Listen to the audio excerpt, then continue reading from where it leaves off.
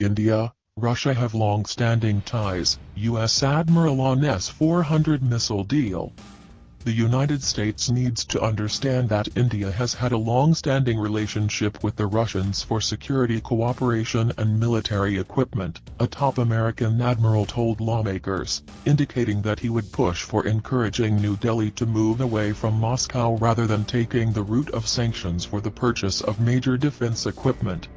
Admiral John Aquilino, during his confirmation hearing on Tuesday to be the next commander of the U.S. Indo-Pacific Command or INDOPACOM, was responding to a question from Senator John Shaheen on India's decision to purchase the S-400 missile system from Russia. Should we sanction India if they acquire the S-400? Senator John asked. I think I would leave that to the policymakers to determine. I think we certainly should understand where we are with India, and I think potentially the encouragement angle in providing alternatives might be a better approach, John Aquilino replied. India is really a terrific partner, and as we've seen from the recent Quad discussions, I think the importance of India and the rest of the nations in the Quad will increase. We're at a balance. However, India has had a long-standing relationship with the Russians for security cooperation and for military equipment, he said. If confirmed, I would work to continue to encourage India to look at and consider U.S. equipment. Number 1, it's the best. Number 2, it generates interoperability and makes it easier to work together, and I think we should encourage India to do that through all the elements of national power and see where that goes, the U.S. Admiral told members of the Senate Armed Services Committee. Responding to another question from Senator Deborah Fisher, John Aquilino said the work, or the effort that India has taken on to protect its northern border amid a standoff with China is noteworthy. The fact that the PRC has decided to instigate that skirmish on the northern border is noteworthy to all of us, he said. So, the strength of multilateral operations with India and with all allies and partners is certainly a mechanism to add to our deterrence in the region, he added.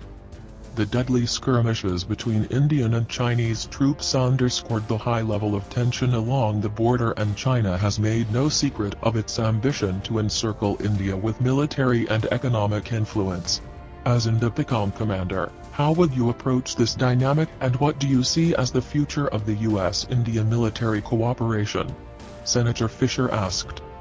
The work with India, the Quad, as well as all the allies and partners in the region, continues to be the strength, and it highlights our ability to ensure that the entire force, the entire region understands the cooperation and the alignment with international norms, standards, rules and laws, the Admiral said.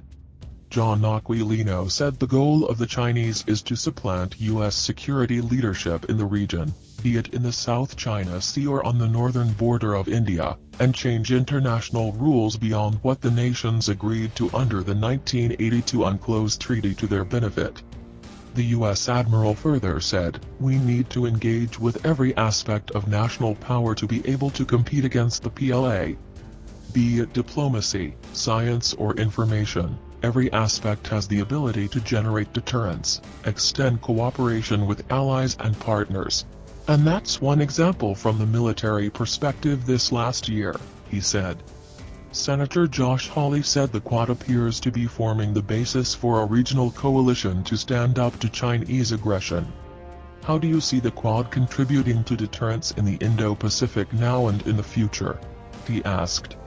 It is extremely important when you look at India as the world's largest democracy, combined with 3 other nations that have shared values and beliefs. When an organization of that magnitude comes together, it would generate concern for anyone with an opposite opinion, John Aquilino said. Quad countries, the US, India, Australia and Japan, held their first virtual summit on March 12, during which President Joe Biden told leaders of the coalition that a free and open Indo-Pacific is essential to their countries and that his country was committed to working with its partners and allies in the region to achieve stability.